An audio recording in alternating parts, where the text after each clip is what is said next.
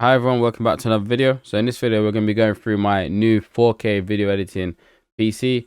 Total cost for 730 quid. So in this video we're going to be unboxing everything that I got from Amazon. We'll build it together. Hopefully the assembly process goes well, and then if it does, we'll give it a proper stress test and see how the computer performs under pressure. I'm excited for this one. Let's go. Alright, so first up is the Corsair Spec Delta RGB case. They're selling them on Amazon for £63, but I got this one used off of Amazon, so it was about 45. Alright, so here it is. I don't remember the last time I saw a gaming PC. Like, I'm just not... My friends don't game. They're all old men. Yeah, so this thing's beautiful, man. I was not expecting it to look this good. Look at that fan in there. It looks really good. Got this little matte thing at the top. It's nice, man. It's a very, very, very... very nice case. Even the back looks beautiful. And look inside there. I didn't actually notice, but there's 3 fans in there. Alright, what should we open next? I think it's got to be CPU, right? So for the CPU, I went with the Ryzen 7 2700X, which to me, I mean, it looks like an absolute beast. I know it's the year before generation, but it's got 3.7 gigahertz processor speed, and then you can actually boost it up to 4.3. Which is mental, and you know, 8 cores, 16 threads. I don't think I'm going to need anything above that. So AMD Ryzen 7 2700X, and there it is.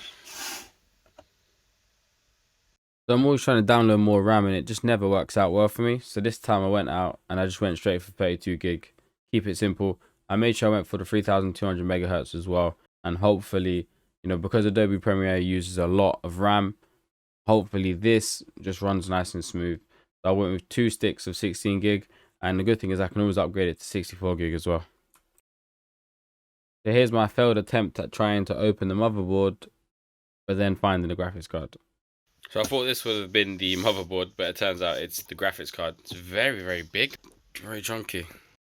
Alright, so on to unboxing the actual motherboard. I really didn't know what I was doing in this department, and I just went with a YouTuber who recommended this motherboard, so I just took it as well. I saw that it has, you know, PCI 3 Gen 3, which probably isn't the best. It would be better to go with Gen 4, and it had a maximum 64 gig RAM, which I assumed I wouldn't need that much, so I just went with it. You know, I don't know if it's a good motherboard. Sue me. So this is the motherboard. This is a big motherboard, man. Again, I'm surprised by it. Look at this. It's huge. Looks like it's like the same size as the bloody computer. Cool. Let's carry on. Next up, we got the Samsung Evo 970 500 gig SSD, and then we've also got this 600 watt power supply. I don't think I needed larger than 500 gig on the SSD because just for the OS. And in terms of the power supply, definitely I don't need 600 watts. Alright, so here we got the power supply and the SSD. So we've gone with a 500 gig M.2 SSD. And then this is one. Look at this power supply as well. I'm really surprised by the size of this stuff. Never seen anything like it. Oh, it's heavy as well, man. This kind of power supply feels like something you'd use for like Bitcoin mining or something. Alright, so I went with 120 gig and 240 gig SSD just because I wanted to keep the build cheap, and I knew I didn't need that much storage right now. But eventually, I'll probably upgrade these to maybe 500 gig SSDs, and then also go with, you know, a terabyte or 2 terabyte hard drive as well. We got these 2 SSDs, 100, and so this one's 120 gig, and this one's 240 gig. So we've got the 500 gig M.2 SSD, and then we've got these 2 standard SSDs, 360 gig between them, and then I'm going to also chuck in a 1 terabyte hard drive as well. Time to start unboxing everything.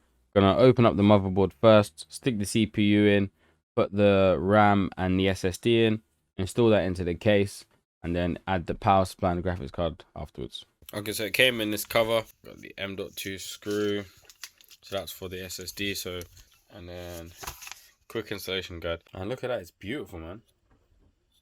It's really nice. Alright, so CPU goes in there, so let's get the CPU out. So this is the CPU, obviously, with a sticker to, I suppose, tell people that, look, I've got a Ryzen 7. I don't know, it's just stickers and lights I'm not a fan of. And I assume this is the cooler for the CPU. Alright, so that's the CPU. This is the cooler. I was just about to put it face down, and then I realized, oh, it's fell on my face. So I opted to stick it over there. Let's get this out. This is the scariest part of my life.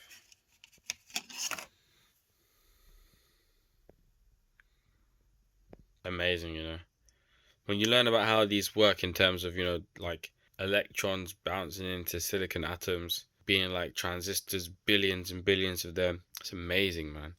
It's truly amazing how we basically piggyback off of some geniuses, man. Some absolute geniuses. Now you're talking about, you know, getting down to like 5 nanometers, 3 nanometers and all that in terms of transistor sizes and billions of transistors on this Moore's law.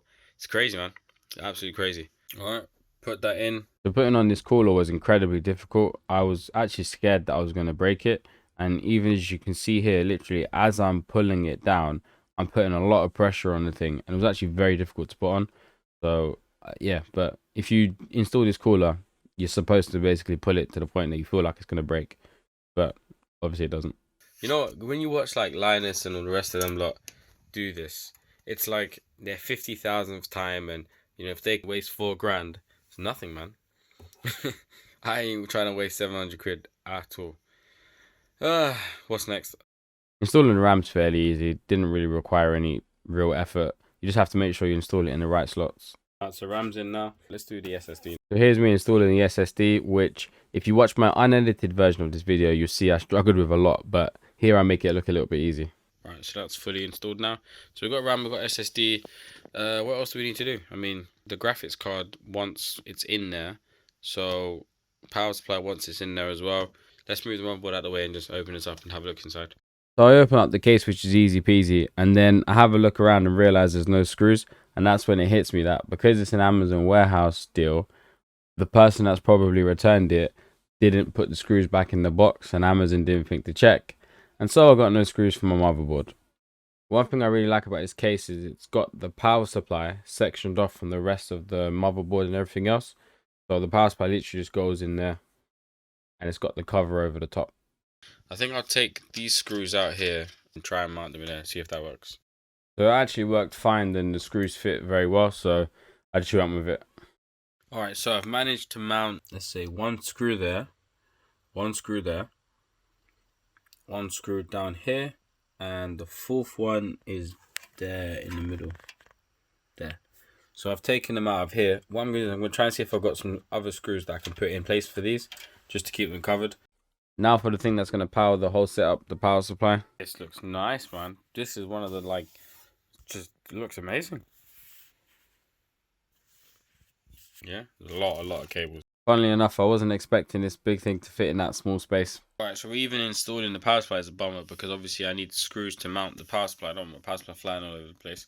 Should have came with some screws. So here I am using some random screws to screw in my power supply and undoubtedly destroying the thread on the power supply. Hopefully I never have to take it out. So cable management is never fun, and this was very tricky for me to get the cables from the power supply into the motherboard. But managed to do it eventually, and then I just had to hook up the hard drives. So I've got hard drive and then 2 SSDs there, and I shoved them in now. I've got these left over from the power supply, and the hard drives I shoved in there. Alright, we're at the final stretch now, so just got to stick the graphics card in and see some fan spin. Man, look at this. This is beautiful. It looks absolutely silent.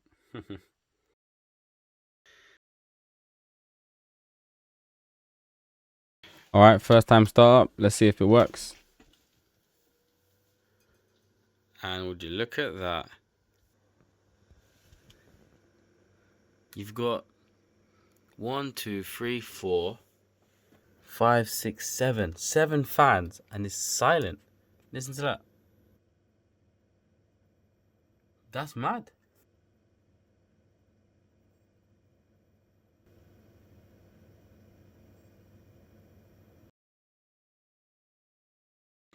Time to install Windows. So if you don't know, you can get Windows 10 Pro keys off of eBay for £3. I've been using these for years and they always work. They email them to you straight away, so it's perfect. Installing Windows 10 is always a pain in the backside. In this instance, I had to take the SSDs out of the computer, but only leave the M.2 one in, which is the one that I wanted the operating system to be on.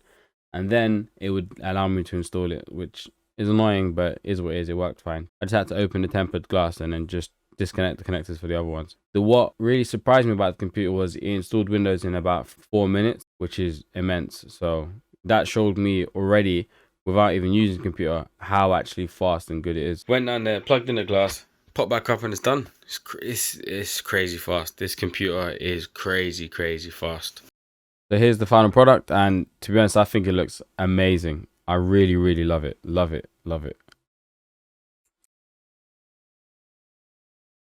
All right, so I'm doing a bunch of stuff here. I'm exporting a video, and then on top of that, I'm obviously recording this video using OBS. I've got Evernote open, I've got Notion open, I've got a whole bunch of tabs open on Chrome as well. So let's see how the computer is doing. And I can tell you now, I can't even hear my fans. Obviously, Premiere Pro is using quite a lot, 5,300 meg, 50% of the CPU. So whilst exporting the video is about an hour long, and it's using 50% of the CPU. Then Chrome, with all these tabs open, is using 1%. Let's just go through and just let the videos play, right? Chrome only went to 5% of the CPU after all of that. So OBS is using 10%, which is a fair amount just to record the screen. But let's take a look at the CPU. So CPU over that time spiked a bit at 50%, and now it's using only 15% while still exporting, which is amazing. Graphics card, I've never seen this thing go over 45%. And in memory, so we're at 14.6 gig RAM at the moment. So I've never seen it hit, even above 15 gig. Currently at 14.9. Yeah, with all of that, no issues whatsoever. This thing's a beast. It handles all of this like a beast. And crazy thing is, the computer is still very usable. Oh, and actually, to add to that, I'm actually uploading a video to YouTube as well. 87%, 8 minutes left, and this is a 4 gig video that I'm uploading, and still no problems. And the thing is, look, I can go on Canva and I can design a thumbnail, no problem. I mean, I absolutely love this thing. I've been bottlenecked by every single computer I've ever owned except this one, which is crazy. And it does it like a beast. No issues. Look, gaming PC, crime as well PC. Just look, literally no issues whatsoever. I love it. This is absolutely brilliant. And think about it, I'm still exporting, and it's doing it quick. It's a 52-minute video, right? Full of a whole bunch of clips. It's done 7% since I've been recording. So yeah, I absolutely love this computer. For me,